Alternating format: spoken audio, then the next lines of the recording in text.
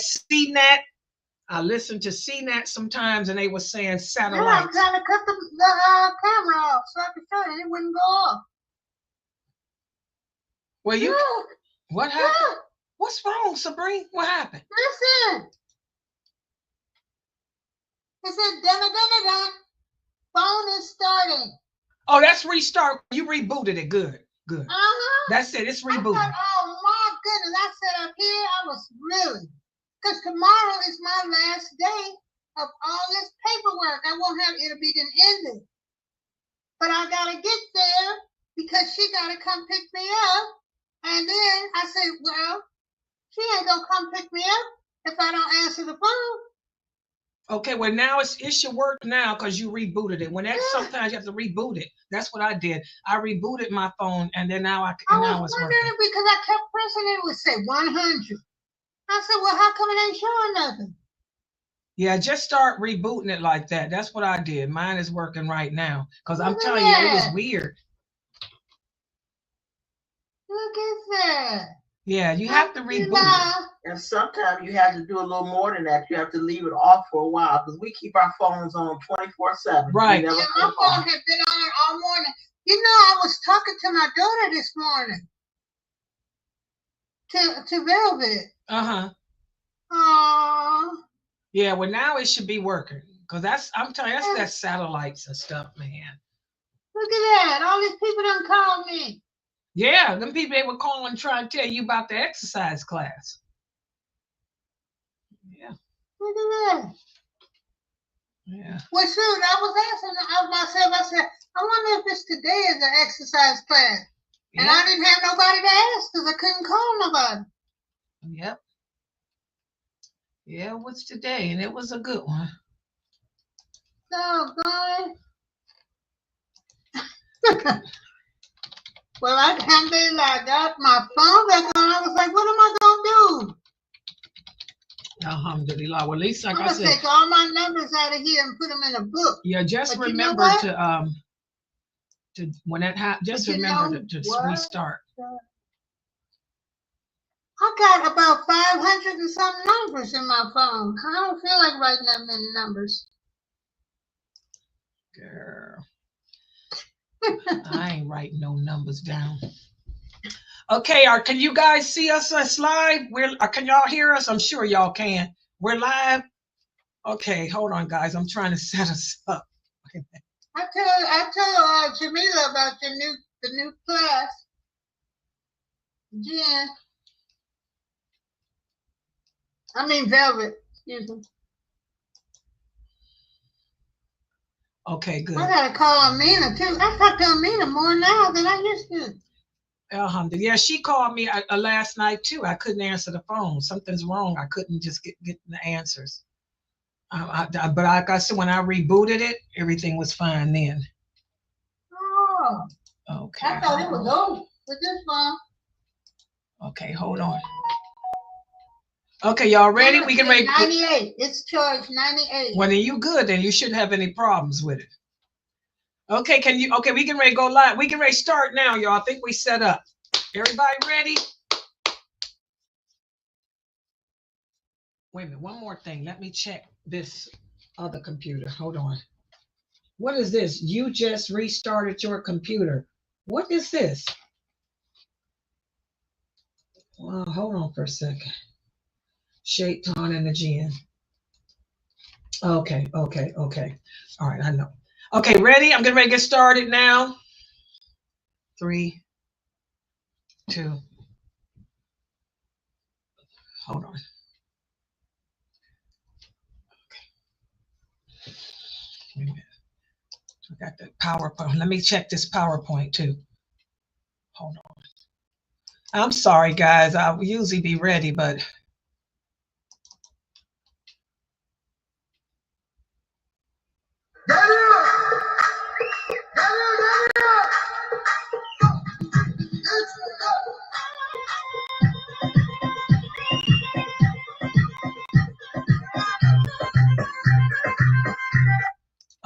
oh God, hold on. I don't know what that. Wait a minute. Hold on. Okay, I'm sorry, guys. Now let's go. I think I got everything set up. 3, 2, 1. In alhamdulillah, wa salat wa salam ala wa rasulullah. Welcome to our Aqeedah class. And I'm sorry that I'm a lot late today, but alhamdulillah, this is the class whereas we discuss the basics of Islam, the things that every Muslim is supposed to know. This is the information that you need to know in order to get through the grave and make it into paradise. I tell all my new shahadas, this is a class that you do not want to miss. For this past Q&A show, one of the brothers asked me, how can he learn about Allah? And I told him, come to this class every day, because this is the class that teaches about Allah. This is the class that teaches about Allah's lordship. And if we do not believe in the lordship of Allah, then you can forget about being a true Muslim. Okay, you're not even a Muslim. So we have to be careful of where we take our knowledge and understanding of Islam from. And we've been discussing about the Jinn. And the reason why we're talking about the Jinn is because whenever I teach about the angels, I don't know why, it's just human nature, I guess. Questions about the Jinn always seem to come up. And the last time we met for this class, we spoke about how the jinns are another creation of Allah. They really do exist. We talked about how there's different theories about the jinn. For example, we have some Muslims who believe that the jinn are just microbes or something, that they're not real beings. What does Allah tell us about the jinn? Who can tell us? Who can explain to us? What does Allah tell us about the jinn? Anyone? Anyone? Get on the mic. Tell me what Allah tells us about the jinn. Anything that Allah tells us about them. Anyone? That we get assigned jinn. At puberty. Yes, we do. And what else about them that proves their existence? What does Allah tell us about them? Old shahadas that's supposed to know better. Good job, Sister Yasmin. Yeah. Allah tells us that the jinn are from the unseen world. And what does that mean? What does it mean, Latifa, that they are from the unseen world? That they have no contact with us. But what I was going to say is there's good jinns and bad, or good jinns that obey what Allah says, and those that may not obey what Allah says. Okay, exactly. We got some jinns that obey Allah and some jinns that disobey Allah. What else about them? Brother Merard says that they were created from fire. Good job. And Sister Yasmin said, when she says that it's from the unseen world, by the way, you're so beautiful, Yasmin. I'm so proud of you. Baby done grew up. Look how beautiful she is. Yeah, that's one of my peeps, you know. Alhamdulillah, like she said, it means that we cannot see them. That they can see us, but we cannot see them. What else does Allah tell us about the jinn? What else? They're created from smokeless fire. Good job. Now, about the smokeless fire. What is the view of Ibn Abbas and Ikrimah and El-Hassan? Y'all know who El-Hassan was? He was a grandson of the Prophet Muhammad, sallallahu alaihi wasallam. What do they say about the meaning of smokeless fire? What does smokeless fire mean? Based on the view of many of the original companions.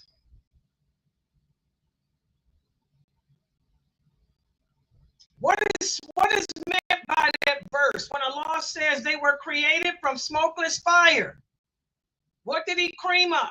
What did Ibn Abbas? What did the Prophet's grandson and many others, Mujahid and many others say when they were asked what is meant by smokeless fire, did they say what a lot of these brothers are saying on YouTube? I was listening to another brother. He's a famous personality, a celebrity. Y'all need to get rid of these celebrities. Celebrities of the hellfire, probably. Y'all need to be careful with these brothers. This is a celebrity, and he was saying that when Allah says that he created the jinn from smokeless fire, this means that that there's a part of the hellfire that's cold. And when the jinn go to hell, they will be put in a hellfire that's cold. Some of the fire turns cold. Is that what the companions understood that verse? Can anybody in my Zoom room answer that? They say the three companions, when they talked about the smokeless fire, it was the extremity of the fire. It was the purest form of the fire. So when they, from what they were saying, it was their view of it. It was like a fire unknown to humankind. But basically, hot. It's extreme heat, not cold. That's why I tell y'all, be careful of these brothers. I'm telling y'all, these brothers be making up their own crap. And that's what it is, crap. When it comes to Islam, especially when it comes to Aqeedah, our understanding should be as the original companions. Your understanding of what it means to believe in Allah should match those companions, not these contemporary modern day Dawah brothers of today. Okay? They didn't mention anything about fire being cold.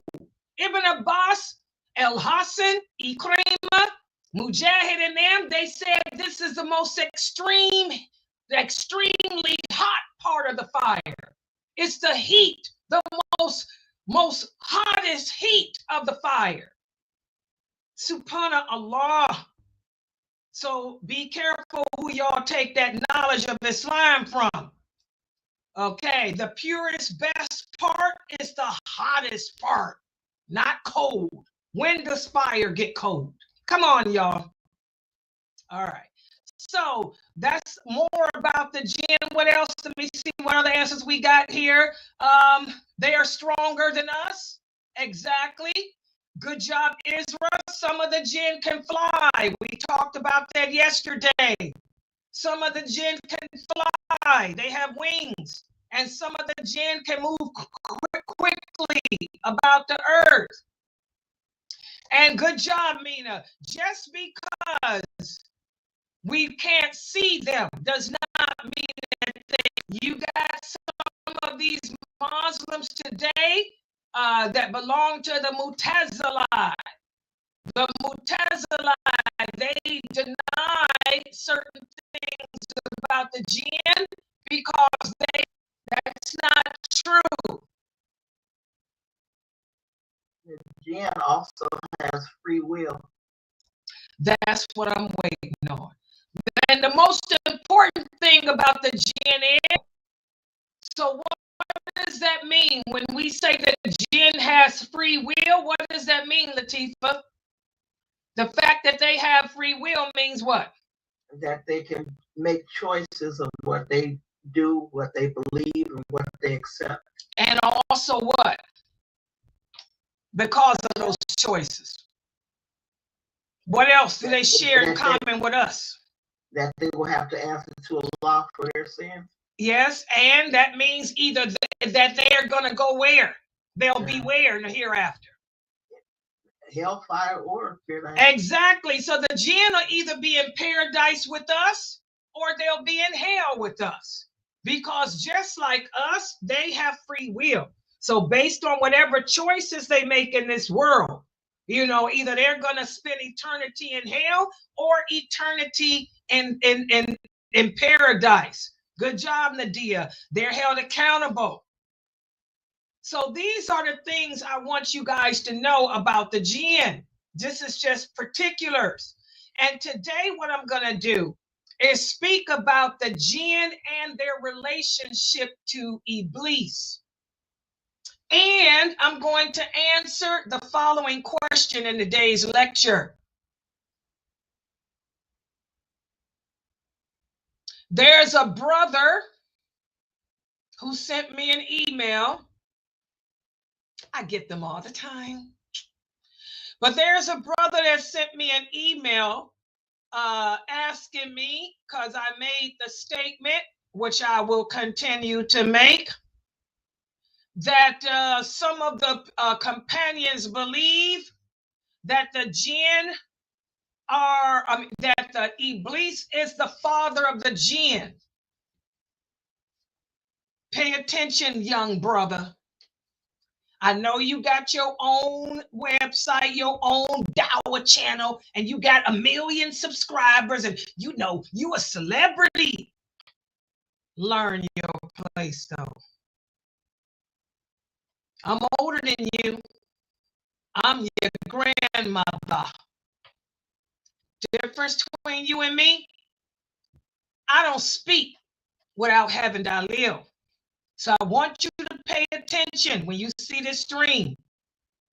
I'm going to show you my evidence, okay? And maybe you will learn to respect the elders and listen to the elderly women and the elderly men who have been given dawah before you were even born, who learned from real scholars. I ain't talking about these brothers today that's sitting around with their little calling themselves sheikh.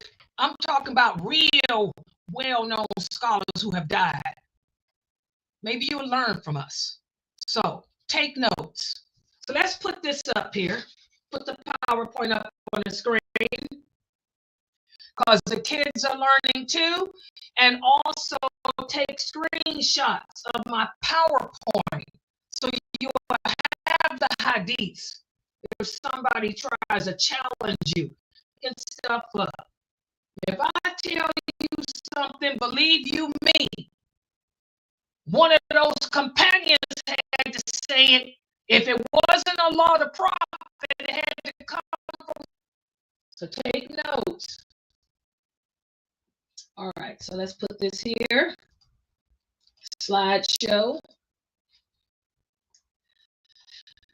Okay, can y'all see that?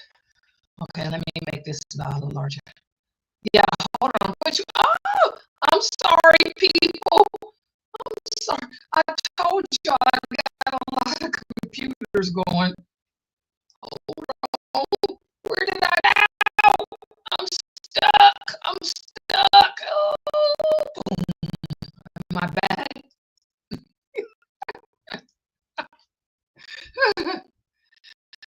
All right.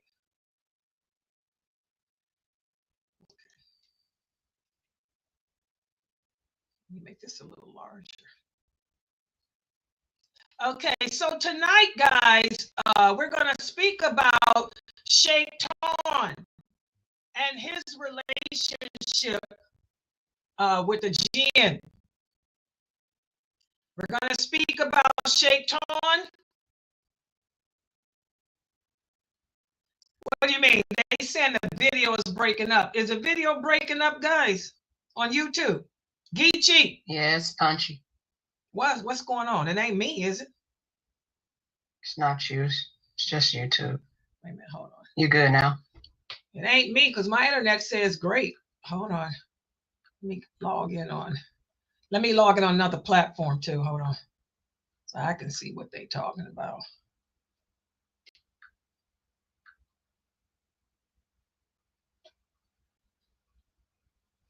Let's see. It's not me, it's the internet, guys. It's not the internet, it's you, must be you too. It's not me, it's the internet, guys. It's not the internet, it's you, must be you too. Yeah, I sound clear on Telegram. It's not me, it's the internet, guys. It's not the internet, it's you, must be you. It must be you too, because it's clear on Telegram. People on Telegram say that they don't have any problems. Okay, let's get started. So tonight we're going to speak about Shaytan and his relationship with the Jinn. Okay? And let's put the PowerPoint up here. Now, Shaytan, which Allah mentions to us many times in the Quran, he too is from the world of the Jinn. He is from the world of the Jinn. He used to worship Allah at the beginning of his creation. What does that mean? When Allah first created Iblis, he used to worship Allah, and he worshiped Allah alone. And also, Allah allowed him to live amongst the angels in the heavens, just as he allowed Adam to. But then Iblis disobeyed Allah. When did he disobey Allah? When Allah commanded him to prostrate to Adam. But he refused due to his jealousy, his arrogance. And so Allah cast him from out of paradise, just as he did Adam and Adam's wife. So when we see the word Shaytan, this is an Arabic word, and it's a general word that is used in Arabic for any arrogant person who rebels, any rebellious or arrogant person. So sometimes you may hear a Muslim refer to a human being as being a shaitan. You will hear somebody say, oh, he's just a shaitan. You know, that person there is a shaitan. What are they saying? They're not saying that he's Iblis in disguise. What they're saying is that's an arrogant, rebellious person. Okay? So if you hear somebody refer to another person as a shaitan, they're basically saying that person's arrogant, that person's rebellious, that person's a troublemaker. Listen to what Allah says in the interpretation of the meaning. Those who believe do battle for the cause of Allah, and those who disbelieve do battle for the cause of Taghut. Taghut. So fight the minions of the devil, because the devil's strategy is weak. What is Taghut? Taghut. And I know it's Ga. I have a problem with that Ga in Arabic. Okay, why is Iblis referred to as a Taghut here? Because he has transgressed the limits. He's rebelled against his Lord. He tried to set himself up as being equal to Allah in worship. So Taghut, Taghut, Taghut refers to rebellious and arrogant. Okay, that's a rebellious, an arrogant individual. And because of Shaitan's arrogance, because of his rebellion against Allah, he doesn't have any chance of mercy from Allah. And that's why Allah has named him Iblis, which means in English that he has no good in him, that it means despaired and lost. And I'm breaking this down because one of the new Shahadas, sister, what's her name? Oh God, she has an Arabic name too, Muslim name. I can't remember. oh, Sister Aisha. Yeah, Sister Aisha asked, oh no, Alima, I'm sorry. Sister Alima, thank you, Michelle. Sister Alima asked me, is there any chance that Allah would forgive Shaitan, since Allah is more merciful? And the answer is no, and that's the dalil. Shaitan has no chance of mercy from Allah, and Allah lets us know that. That's why Allah named him Iblis. Iblis means despaired and lost. Remember, I tell you guys, Arabic is a language. It's not a religion. It's a foreign language. Iblis means the one who is despaired, the one who is lost. So, because of his name, you can see that Allah will never forgive Iblis. So if you guys are watching those TV shows like Lucifer, that's one of my favorite silly comedy shows. There is no such thing as a fallen angel. Iblis was never a fallen angel. He was never an angel. He's Iblis. He's of the Jinn. And he will never be forgiven by Allah. And that show, Lucifer earns his wings and becomes forgiven. And all, no, that don't happen. That ain't ever gonna happen. He's lost, forever damned, forever lost.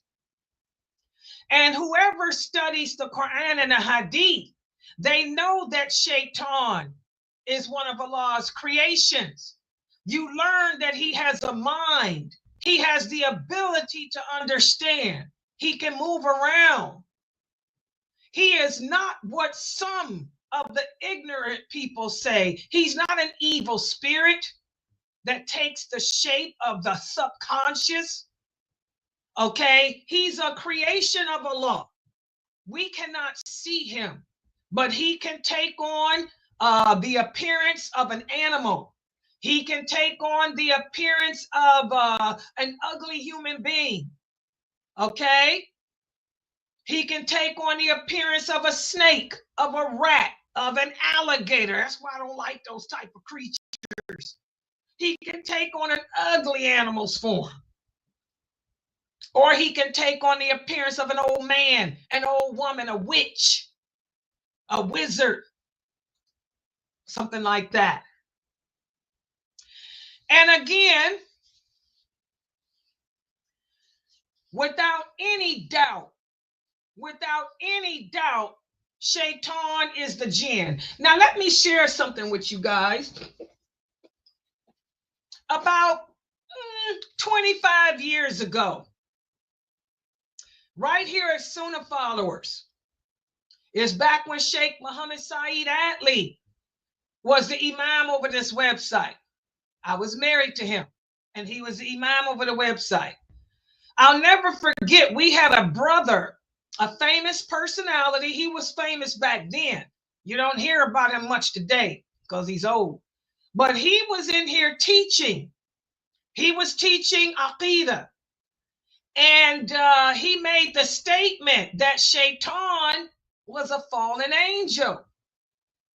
And when he made that statement, I remember I had to correct him. I said, excuse me, no disrespect, but Iblis was not an angel.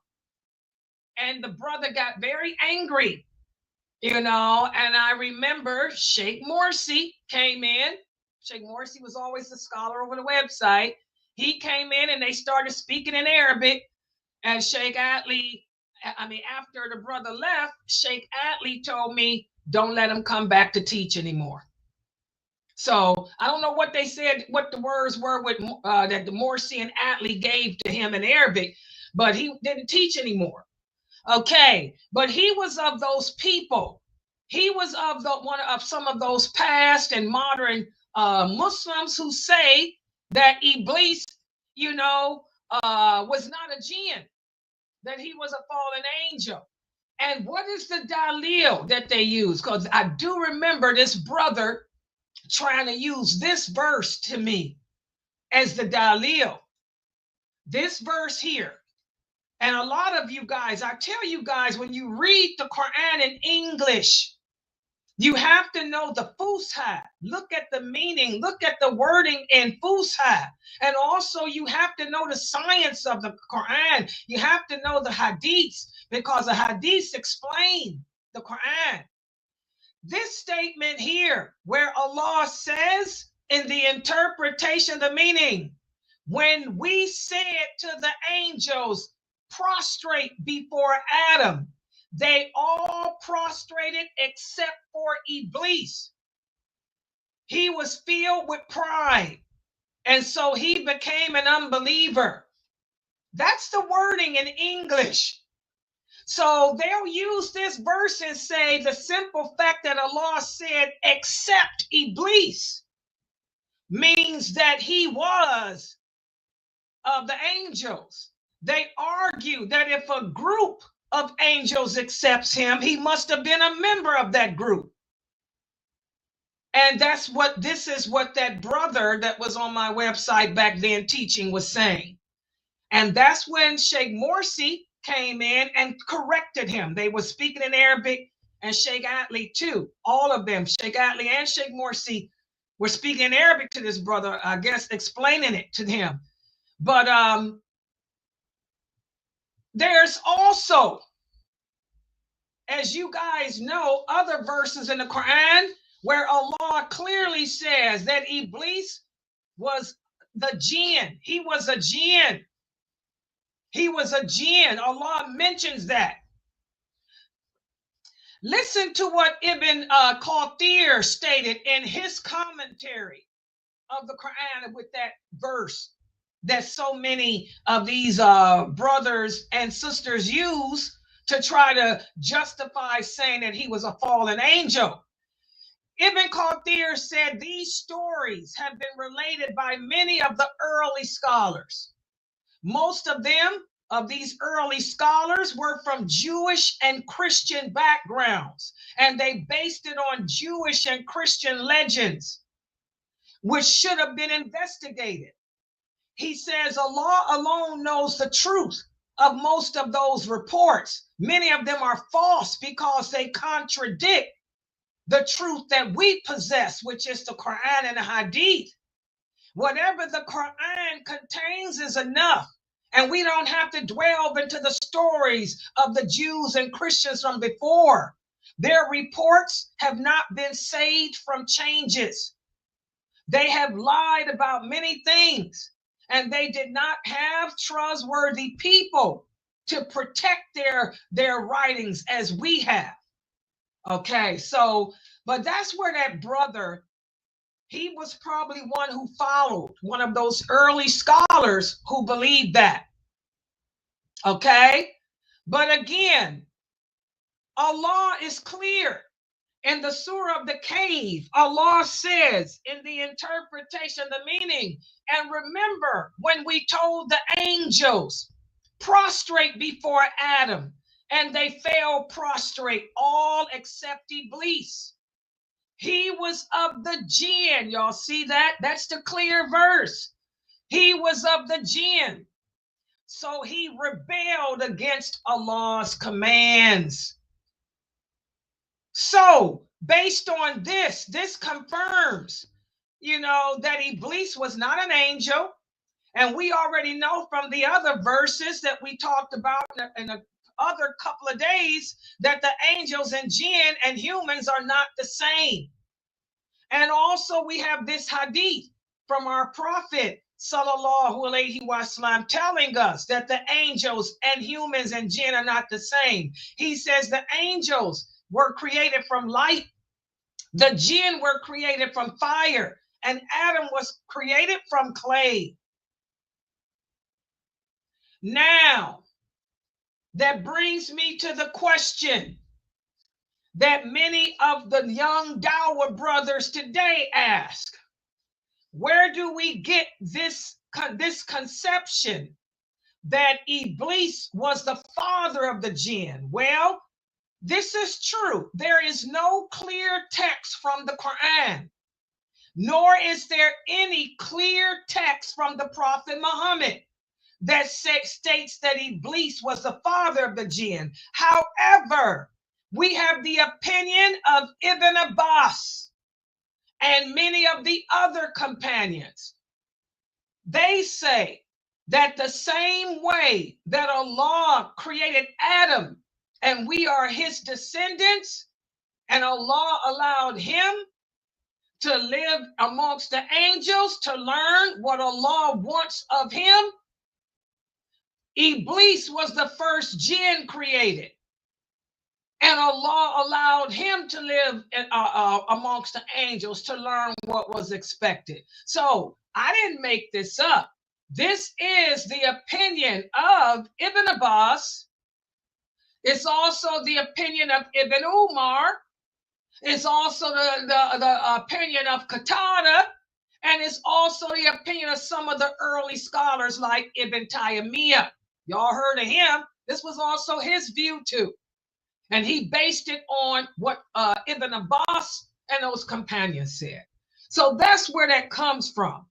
But the answer to that question is correct. There is no clear text from the Quran, nor from our prophet. But again, your Aqeedah, our Aqeedah, you know, if some of the companions thought that, then you can't say that somebody's Aqeedah is messed up. Because you're saying that Ibn Abbas's Aqeedah was messed up, you got a problem there, bro. Qatada's was messed up, you got a problem. Mujahid, you got a problem. Sa'id al-Khudri, you got a problem. Okay, but they based it on their logic, you know, just logically thinking. Okay, so that's where that comes from. Now, the Jinn and Shaytan, they share a lot in common with us. Unlike the angels, they eat and they drink. We have this authentic hadith in Sahih Bukhari, narrated by Abu Hurairah. He tells us that the Prophet sallallahu alaihi wasallam one day told him to go get some rocks so he could answer the call of nature. Remember, they didn't have bathrooms back then. They didn't have toilet paper and wipes either. They used to wipe themselves with leaves and grass and rocks and dung, dried dung. So the Prophet told Abu Hurairah to gather him some rocks so he could clean himself because he had to answer the call of nature. And he told him, but don't bring me any bones and don't bring me any dung. And Abu Hurairah asked the Prophet, well, why come I can't bring you some bones and dung to clean yourself with? The Prophet said, because the bones of the animals and the dung of the animals, this is the food that the jinn eat. He said, a delegation of jinn came to me and they were very nice. And they asked me about their food. So I asked Allah that they would never pass by dung or bones except they would find meat upon them. So this is a picture of animal dung.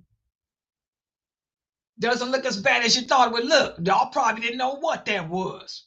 Yeah, you know, the jinn eat this. They can eat that. Okay?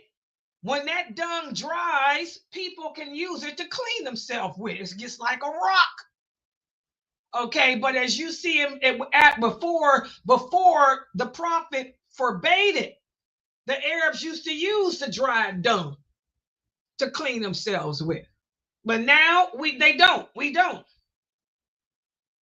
Also, we have this hadith where the Prophet sallallahu alaihi wasallam said, do not clean yourselves with dung or bones because they are the food for your brothers, the believing jinn. Also, we have this hadith, Sahih Muslim, from Ibn Mas'ud. He tells us that a messenger from the jinn came to the Prophet and asked him to come with him. So the Prophet went with him. And they wanted the Prophet sallallahu alaihi wasallam to read to them. Just so you guys know, the Prophet Muhammad sallallahu alaihi wasallam was not just a prophet for us, but he was sent to the jinn too. In fact, all the prophets, they not only conveyed the message to the people of their time, but also the jinn too. So we got some jinn that are Christians. There are some jinn that are Jews. There are some jinn that are atheists. There are some jinn that are Muslims. Okay? Because every prophet Allah sent went to the jinn of their people too, to teach them. because they're held accountable like us. So the prophet would meet with the jinn. And on this occasion, he met with the jinn, and they complained about how they didn't have much food to eat. And that's when the Prophet sallallahu alaihi wasallam told them, every bone on which the name of Allah has been mentioned will have meat on it for you. And the dung that comes out of that animal is fodder for you. And that's when the Prophet told the companions and the Muslims, do not use the bones of our animals nor their dung to clean ourselves with, because I may do it for the jinn. The jinn can come and gather the bones of the animals, and also that's whose Allah's name has been mentioned over, and also their dung, and eat it. So just as Muslims, we're not supposed to eat from any animal unless we slaughter it in the name of Allah. The jinn cannot eat the meat, the bones, or the dung of an animal unless it's been slaughtered in the name of Allah too. Y'all see that? So, this is something important. Y'all understand that? I'm going to put that on the quiz tomorrow. The jinn who believe in Allah, just like we only eat meat that we slaughter in Allah's name, they only eat the bones and dung of the animals that were slaughtered in Allah's name. All right. Also, when it comes to eating, the jinn, they differ from us. When we eat using our right hand. Well, when the jinn eat, they use their left hand. So again, we have to be different from them. Both of us as creations are held accountable. Both humans and jinns, we have our own fiqh regulations. The jinn have their fiqh regulations, we have ours. But some of our fiqh regulations differ. The jinn eat with their left hands. We use the right. And that's why the Prophet sallallahu alaihi wasallam said, if one of you eats, use your right hand. And if you drink something, drink with your right hand, because Shaytan eats with his left and he drinks with his left hand. Be the opposite of him, because remember, he's Iblis. He's the damned one. He's the lost one. We don't want to do nothing like Iblis does. Okay? Also, the Prophet Muhammad sallallahu alaihi wasallam told us, and new shahadas, pay attention, because like I told you guys, you want to learn how to be a Muslim? Not only am I teaching you in this class what it means to believe in Allah, but I'm also teaching you how to practice Islam. I'm teaching you the lawful, and I'm teaching you the unlawful. You are Muslims now. Do not eat with your left hand. If you are left-handed, train yourself to be ambiguous, however the word is, ambidextrous. I can't say it. You, like my granddaughter. My granddaughter, Jayla, she was born left-handed. She's ambidextrous now. She can use both. Okay. The Prophet sallallahu alaihi wasallam said, whoever eats with his hand, his left hand, Shaytan will eat with you. That means your personal jinn. Oh yeah, we all got a jinn assigned. If you're eating food and you're using your left hand, your personal jinn is eating with you, because the jinn eat. Oh yeah, he's eating. Okay? And whoever drinks with his left hand, your personal jinn drinking with you too. So why are you feeding your jinn? Don't feed your jinn. Use your right hand, not your left. Also, we have this hadith.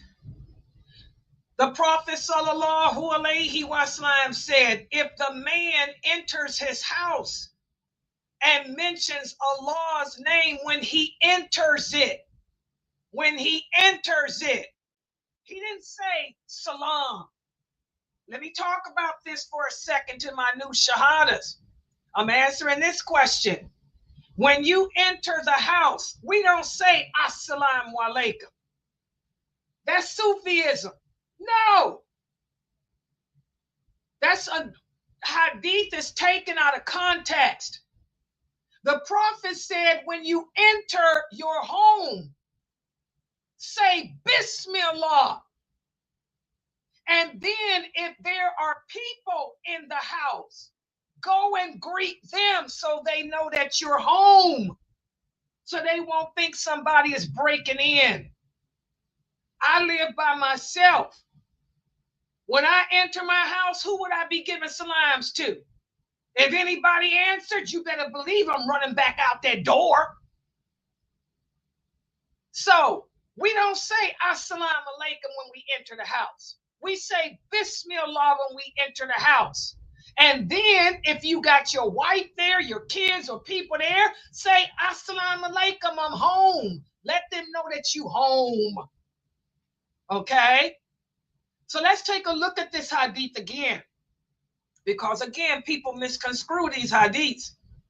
So the prophet said if a person enters his home and mentions the name of Allah when you enter it, and you eat there, the Shaytan will say, there is no place for me here. There is no food for me there. But if you enter the house and you don't say Bismillah when you enter, that's when any jinns who are following you, and they are bad jinns, not good. Good jinns don't come near you. Any jinns that may have been following you, when they hear you say Bismillah, they say we can't enter there, nor can we eat there, and they'll move on. So again, a lot of you Muslims, especially my African sisters and my African brothers, y'all ask me a lot of questions about the jinn because I know in your culture, everything is the jinn. If you're so afraid of the jinn, make sure you say Bismillah when you enter your home.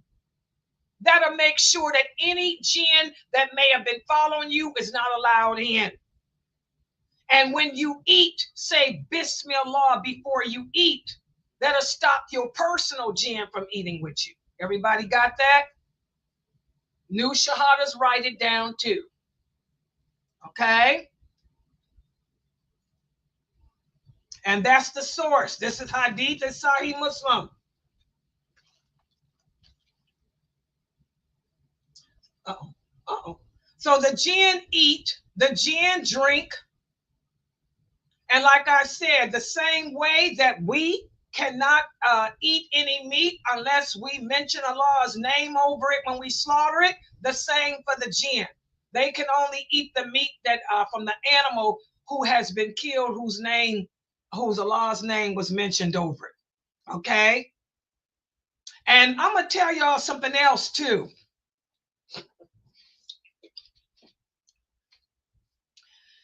One of the brothers here, I think it was Brother Timothy, he said that he goes hunting. Brother Timothy likes to go hunting, deer hunting. And he said that one time he was hunting and he came upon a deer that was already dead. Somebody might have shot it. He don't know. Maybe it died on his own. So he said when he went back to his mosque, he was telling his imam about it. And his imam told him that it's good that you left the dead deer there because, number one, we don't eat roadkill and we don't eat an animal unless we know how it died. And also, he said the imam told him any animal that dies in the woods on his own, that's food for the devils. And so the brother asked me, Timothy asked me, was this man a Sufi or is this correct?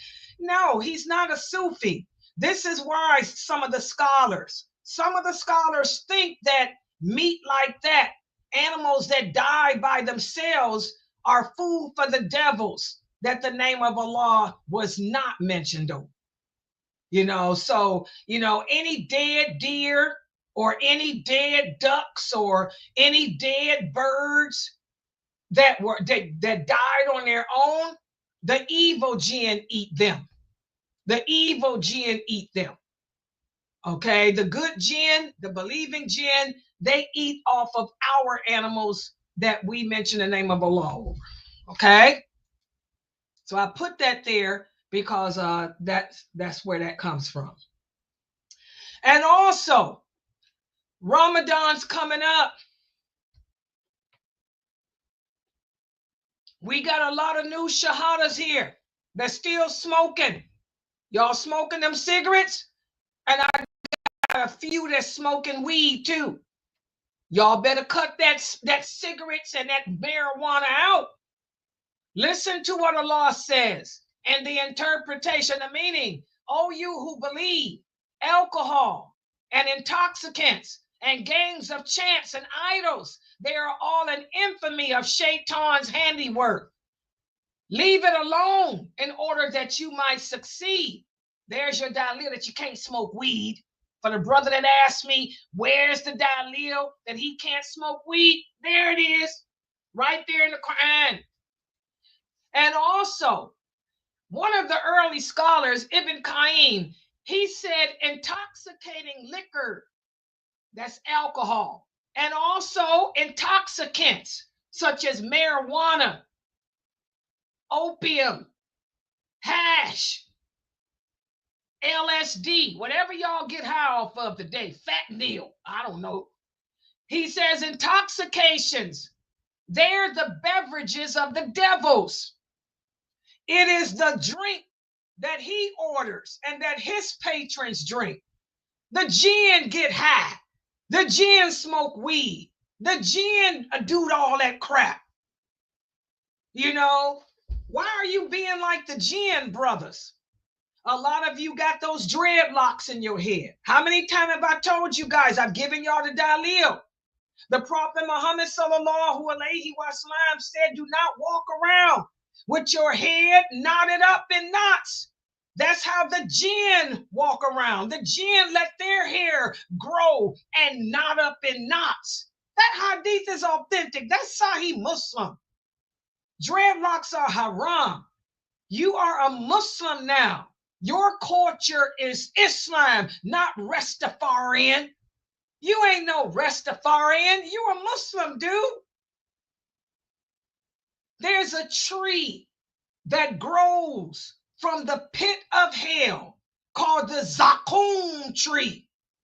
The Prophet Muhammad told us about it, and Allah tells us, what is the Zakum tree? Its shoots are nasty, and its fruit is like the heads of jinns.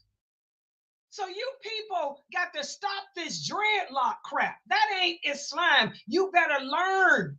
Is your allegiance to Allah or is it to Rastafarian? Allah hates ugliness. Allah hates filth. Allah doesn't want us imitating the evil jinn. The Prophet Muhammad said, anyone who has hair, let him comb through it, and oil it regularly. Cut them nasty dreadlocks out of your head and stop running around looking like a jinn and try to emulate the Prophet Muhammad sallallahu alaihi wasallam. So these are just some of the things that the jinn and Shaytan share in common with us. Nothing like Jibreel. Okay? Shaytan eats, he drinks, he uses his left hand, he puts his shoe, he walks around with one shoe on and one shoe off. Okay? He's ugly. Shaytan has horns. I'm going to go over all this. Shaytan has horns. Shaytan's hair is in dreadlocks. Y'all better stop that dreadlock crap. And you wonder why your life is so bad. You can't even keep a job. Who's going to hire somebody looking like that? That's nasty. All right. Okay, so I'm going to stop right here. Supana kala huma wa bihamdika ashadu an la ilaha illa anta astaghfiruka wa atubu ilayk. And by the way, guys, you hear a lot of crap about Iblis, because a lot of people follow the Christians and the Jews. If anybody tells you anything about the angels, the jinns, or Iblis, and they don't give you no evidence, you just shake your head and keep it moving. All right. Any questions?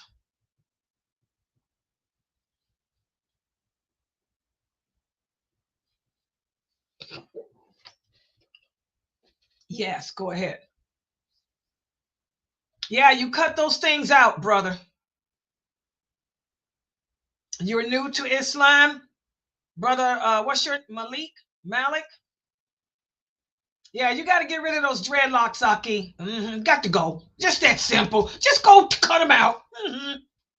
Just, snatch the Band-Aid off. That's it. It's haram.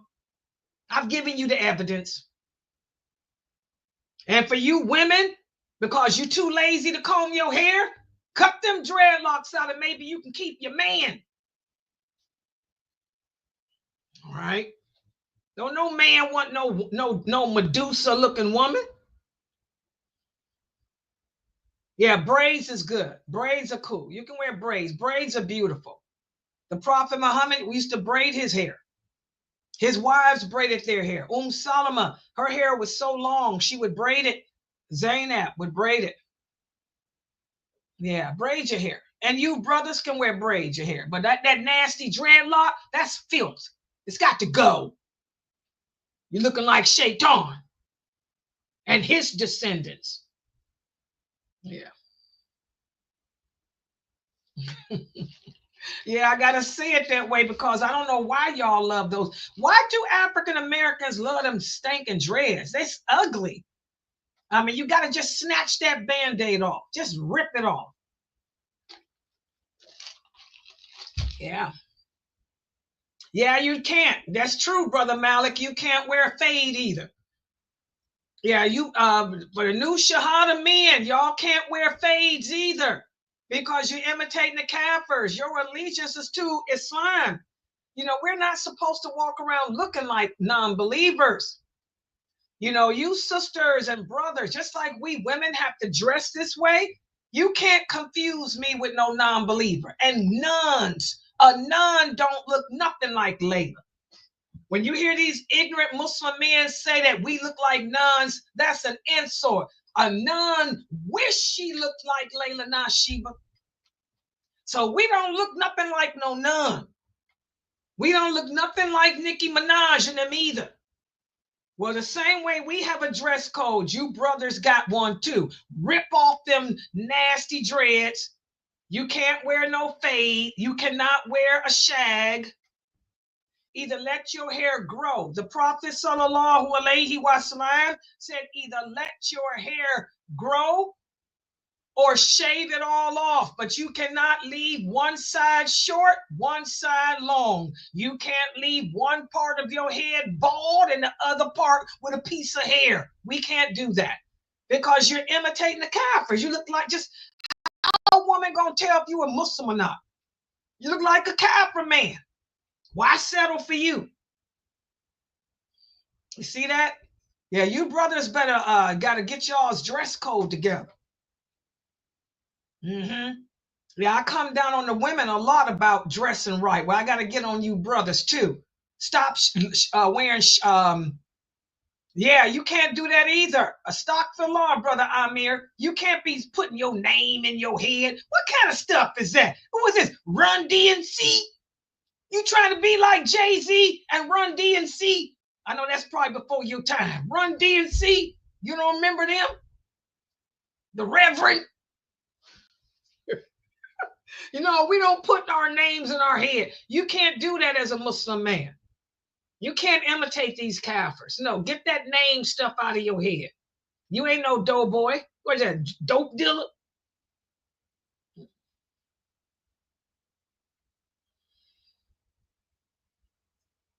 Yeah. Okay, any questions in the Zoom room? You're welcome, Brother Malik. He said, thank you, sister, for keeping it real. Yeah, you no problem. I'm going to keep it real with y'all, inshallah. Yeah, Layla will keep it real. Yes, there is another class. I have my, what class do I have? Oh, the marriage class.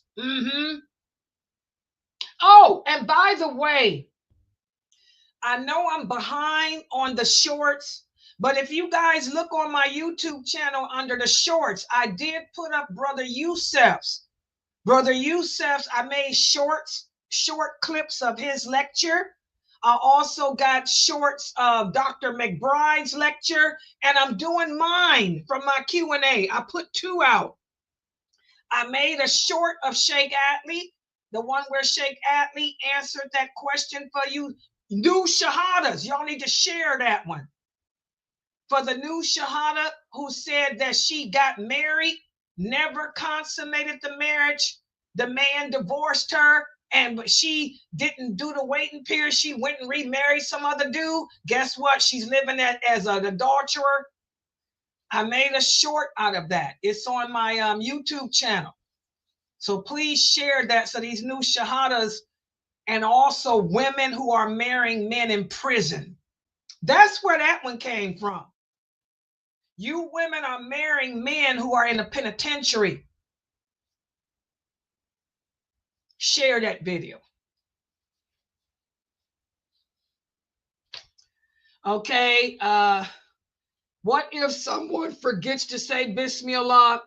Yes, you can say it. Yes, the thing about the jinn, and we're going to talk about this in detail, the jinn are weak.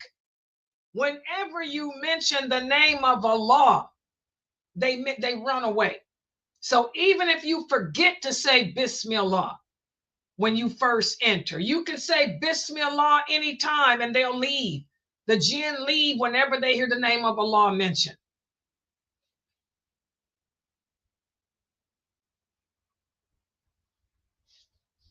No, sister, no. When we talk about the animals that we don't know how they died, we're talking about roadkill. Say, for example, you driving in your car and you see a dead deer. So you get out your car and say, I'm going to take this home and eat it. No, because you don't know how it died. It could have died from poison. It could have died any type of way. So we cannot eat animals that we see lying on the street, or say like the brother, he's hunting. He see a dead bird. Oh, I'm gonna take this turkey home and eat it. No, you don't know how it died, if it fell off a cliff. No. But Allah is clear when you the verse in the Quran about slaughter, that's our fiqh regulation. When we slaughter, when I kill an animal, I have to mention Allah's name. But the Christians and Jews don't have to. Okay? So Allah says you can eat the food of the Christians and Jews. They don't have to mention Allah's name. And their food is still lawful for us. So this is talking about roadkill, or an animal that you see just dead. You don't know what happened to that thing. Leave it alone. Plus, you don't know how long it's been dead. Yeah. Okay, you guys understand that? Yeah. America is a Judeo-Christian Zionist society. So what does that mean? That means that their food is lawful. You can go and buy their food, and I don't care what these fanatical, radical brothers tell you. Can't nobody out-trump the Quran or the Prophet and those companions. You can eat their food because this is a Jewish, Christian, Zionist country. That's what it is, masonry. But they're not pagans. Although we know that. Yeah. As Abu Dar said, are they not people of the book? There you go. Yeah. Oh, and by the way, guys, please, this is the night, and I meant to ask for donations. We need donations. Oh man, I forgot to ask yesterday. And by the way, please donate to support this Dawah effort, guys. I haven't even checked our account. I hope we're not overdrawn. Please donate. Please donate if you guys enjoy learning Islam and its truthfulness. We need your donations. We are a nonprofit organization. We are not affiliated with a mosque. This is our own separate entity.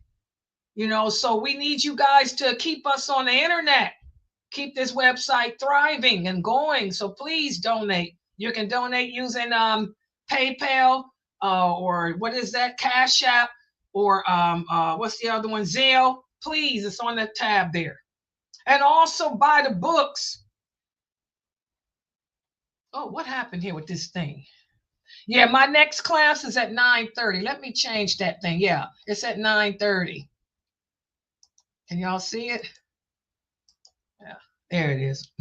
I had to change it like the font. And make sure y'all go to Amazon and get the book, The Mecca-Siddiq Tafsir Volume 2 by Sheikh Kareem Abu Zaid. You also want to get Diluting Wala Wal Bara, Volume 1 and 2 by Sheikh Kareem Abu Zaid. And you also want to get the book He Was by Sheikh Muhammad Saeed Atli. All of those books are on sale at Amazon. Okay. All right. Excuse me, Sister Layla. Uh-huh. I have a question. Yeah, go ahead. Say that do I have to make up my days from fasting from last year, even though I wasn't puberty? No. But not. No. Not okay. No. For those kids, it's a good question. For the children, if you were not the age of puberty, you don't have to make up your fast from last year. When you were fasting last year, if you were not puberty last year, no, because you're not held accountable. This will be your first. If you're puberty now, this will be your first Ramadan. So you have to fast and whatever, and keep a checklist of the days you miss so you can make them up, inshallah. Very good question. And by the way, for the other women here, y'all need to get busy. I'm getting the emails already with people asking me for excuses to get out of fasting. Ain't no excuse. But I do want to share this because I did get one question. There was a sister who sent me a question on WhatsApp. She said that she has heart condition. She has a heart attack, heart surgery. If say, for example, you were fine last year, but you got sick and, now you got a bad heart. You can't fast. If you can't fast, then pay the ransom. If you're sick now, so you done had a heart attack, you can't make up those days because your doctor done told you you don't need to be fasting. Hey, you on your heart, we trying to get your heart together. Then pay the ransom. You guys understand? Pay the ransom for those days. Yeah. And that was a good question that sister sent me. Allah is merciful. He's not going to hold you accountable for what you can't do. And you'll still get the reward because he knows that if you weren't sick with a heart attack, if you had not had a stroke, if you had not had this heart attack, he knows that you would have made them days up. So just pay the ransom and keep it moving. Allah is merciful. He's not a brute. Man is a brute. When I say man, I mean human. Mankind are brutes, but not Allah.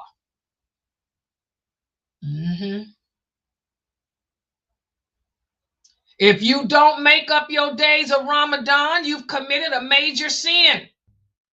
So you better seek repentance from Allah. That's a major sin. Fasting is an obligation, just like prayer is, just like wearing hijab is. So for those of you who don't make up your days before the next Ramadan, you got a major sin on your hands that you're going to have to repent from, because you only have until the beginning of the next Ramadan, which is coming up. So get busy. Y'all had a whole year. You had a whole year to pay your ransom. Why ain't you paid your ransom? We took care of our ransom real quick here at Sunnahfollowers. And by the way, but for my Sunnahfollower students, inshallah, we gonna do the same thing. Inshallah, we'll be taking care of some villages. We'll be taking care of villages. Yeah, you should have paid your ransom. Yeah. All right. Any other questions? Yeah, I'm going to cover that too, Brother Malik. For those of you, we're going to go over the people who are exempt from fasting. I think I'm going to start my Ramadan series next week, probably. So I'll go over all of that with you. Okay, Sister Yasmin, the ransom is food. Oh, wait a minute. What do you mean, ransom from last year? Do you qualify for ransom, Yasmin? You a baby. I don't think you qualify.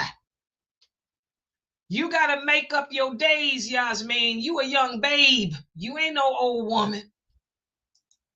Look at that picture of Yasmin. Ain't she beautiful? Why you think you got to pay a ransom? You look young, beautiful, and healthy. What ransom you think you, why you think you qualify for a ransom, Sister Yasmin?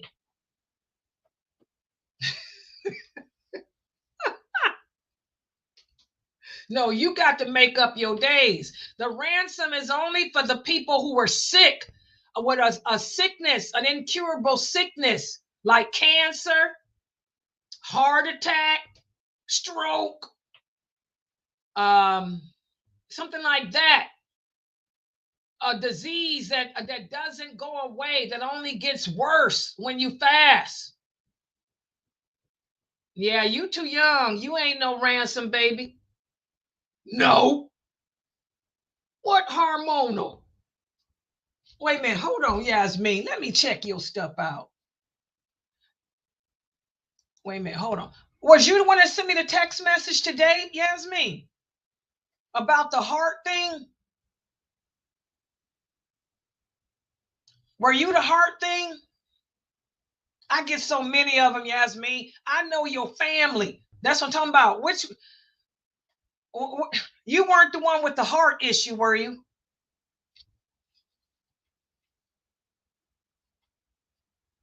Type your situation here again. I kind of remember. I think I do remember telling you about yours. Yours was the hormonal thing. And I kind of remember. Yeah, you're the one with the heart thing, right? You pay the ransom. Yes, pay the ransom, Yasmin. That's you I'm talking about. Yeah, that's you. See, the text you sent me, it didn't have your name, but I know who you are. I'm gonna put your name on this WhatsApp text because I know your family. Hold on, let me go to my WhatsApp. Do I still have you out? Yeah, I got you on here. This is you, right? Okay, I see you. Yeah, yeah. Pay your ransom, Yasmin. Yeah. And I'm gonna put your name on here because I know who you are now. Create new contact. Okay.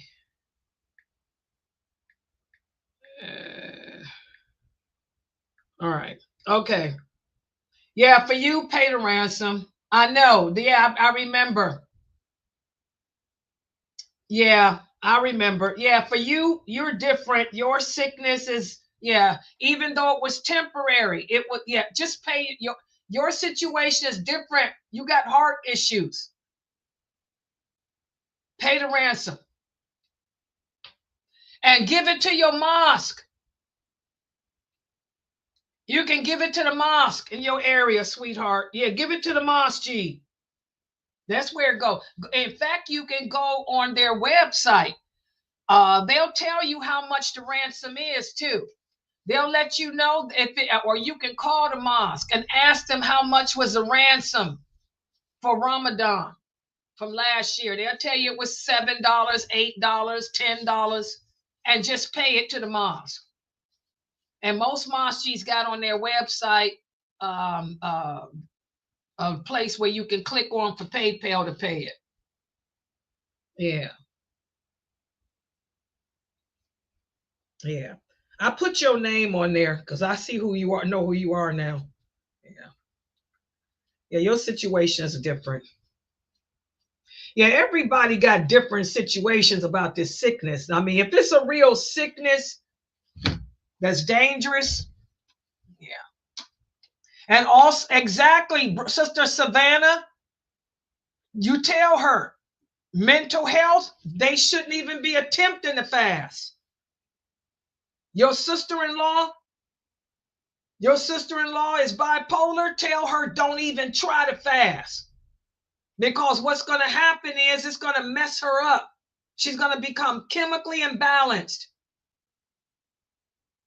She's fasting now. What's wrong with her? Girl, y'all get ready.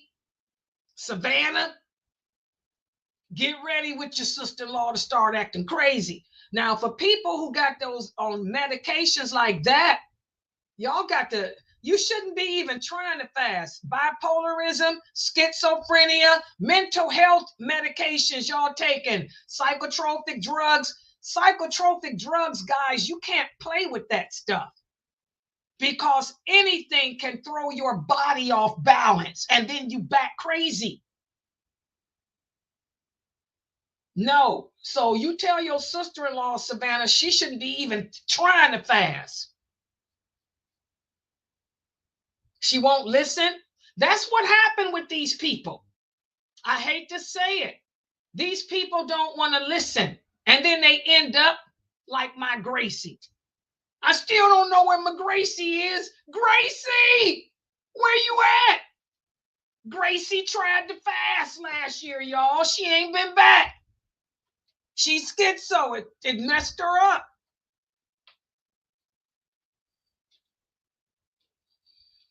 Yeah. Y'all need to talk. Do something, Savannah. They don't listen. Yeah. Yeah, some people are exempt from fasting. I'm going to talk about all of that, inshallah. I'll start after next week. All right, guys, I'm going to log out for right now. The next class is at 9:30. Yeah, I know. Remember, Amina, your cousin. Your cousin. I told him. He was right here in the Zoom room. And I told Khalik. I told him and Gracie. I told Khalik, you and Gracie do not need to fast because both of y'all are schizo. He didn't listen.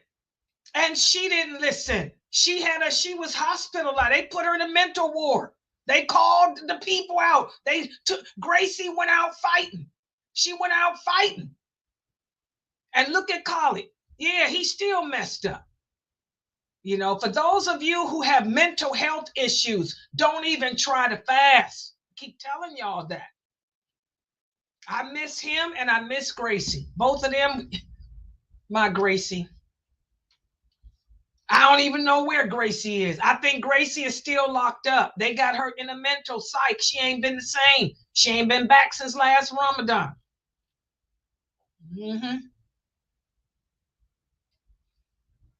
It throws you off, man. Yep, locked up. How long is he going to be in there? How long are they going to keep him locked up, Amina?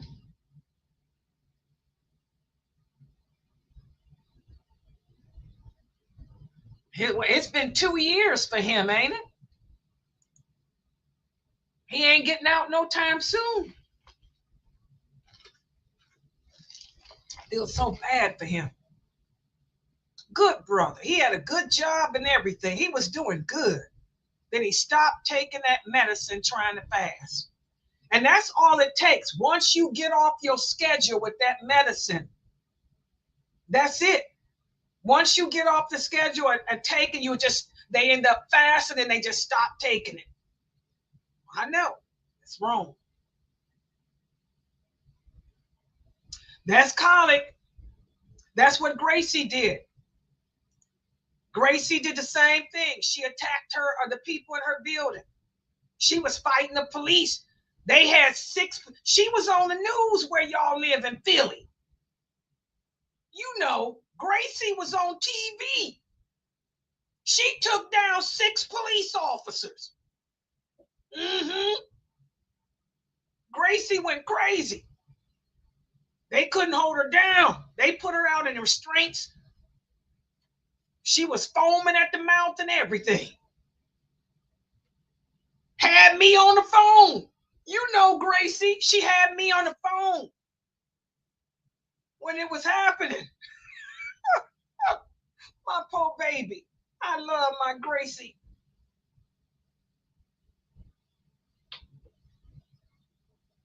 Is she near that Germantown mosque, Sister Amina? Does she, because remember, she used to go to that Germantown mosque. And that Germantown mosque kicked her out because she went crazy there. Does she live near that Germantown mosque in Philly?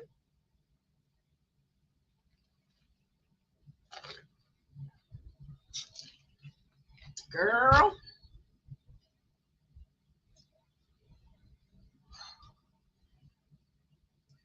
Yeah, she got into it with some people at that Germantown mosque. Gracie went crazy.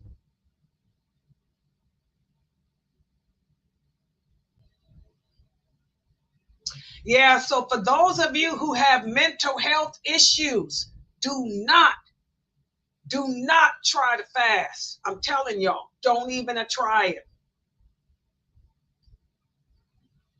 Yeah, that's the mosque. Yeah, that's the mosque where her husband goes. She lives near Jamia. Yeah, that's where her husband goes. Is that Ghana? The bunch of Africans. That's an African mosque where most of the people there are from Ghana. My poor Gracie. Gracie went out. She took 6 police officers with her, and she had me on the cell phone, girl. Layla, they trying to take me out. Allah. Yeah, she was fighting. The angels. I need my angels to come and help me. Layla. Yeah. Oh, poor Grace. And all I could do, I was just yelling. All I could say is, don't shoot her. I kept telling them, do not shoot her. She's schizophrenia. She's off her meds. Yeah, I kept telling them, don't shoot her. Black Lives Matter. Because she's off her med. They didn't shoot her, but they had to knock her out because she took 6 of them down.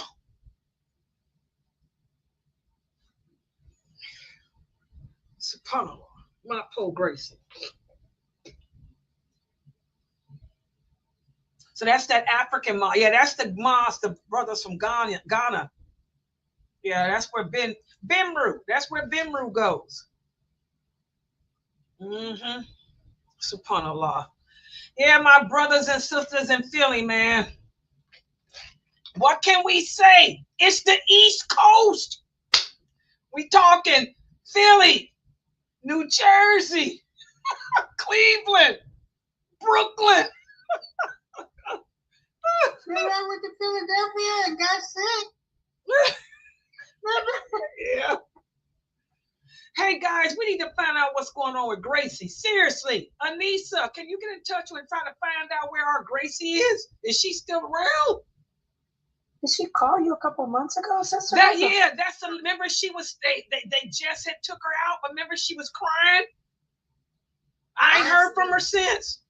I accidentally called her number a couple of days ago, but it was like no recording. That means that she's back locked up. Yep. Yeah. If you call her number and you can't get no call, it means that they got her back locked up. Yeah. Some kind of Sister Amina, you can't find any people to marry in that mosque there? On that mosque, the mosque at Hoffman? Since you want to get married so bad, ain't no decent brothers there, Amina.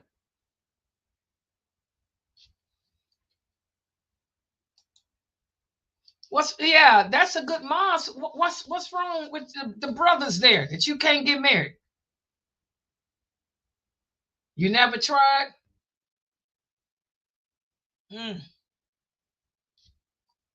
Well, have your father check them out. You got father, girl, you born Muslim. Have your father check them out.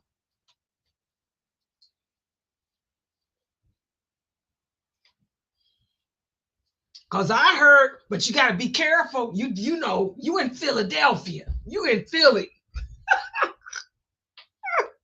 But I heard they looking for wives all the time. Well, what about your cousins and stuff? You come from a Muslim family. I mean, you got relatives.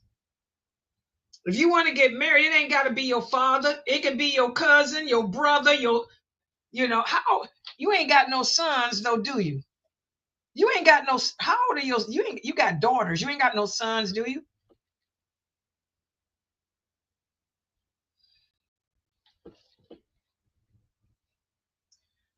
Me personally, I wouldn't marry nobody from Philadelphia.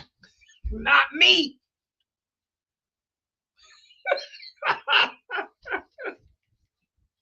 I wouldn't. Seriously. Yeah, that's why I say you got girls, but have your cousins look. I mean, if there's a nice guy, seriously, your father don't want you to ever get married. I understand. But you could go to any of the men in your family, long as they Muslim and you got a Muslim family. It can be your cousins, it could be whoever. It ain't got to be your father.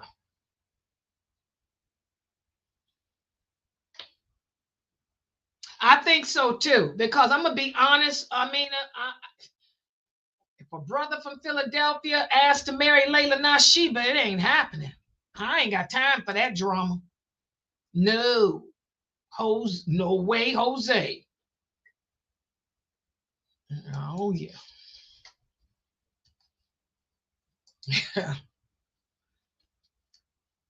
I know.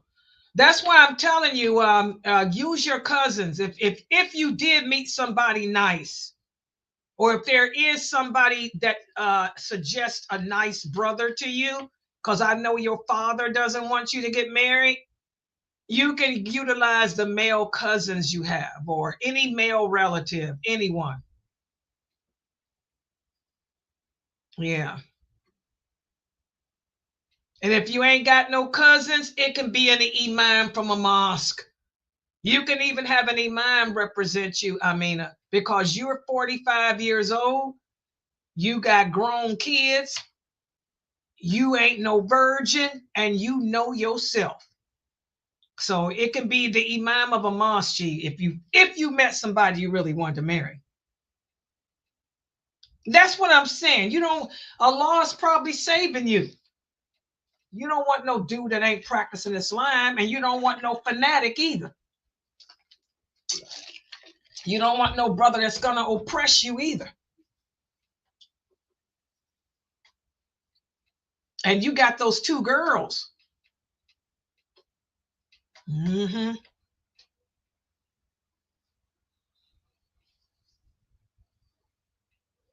Yeah.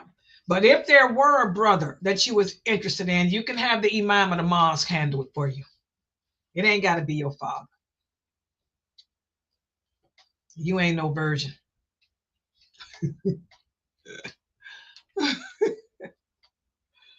Yeah. Yeah, like the sister here said, and don't be like some of these new shahadas.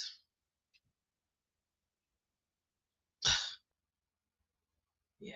All right, guys, I'm going to log out because I need to do the PowerPoint. I'll be back for the marriage class at 9:30 in 1 hour, inshallah. Subhanakallahumma wa bihamdika ashhadu an la ilaha illa anta astaghfiruka wa atubu ilayk.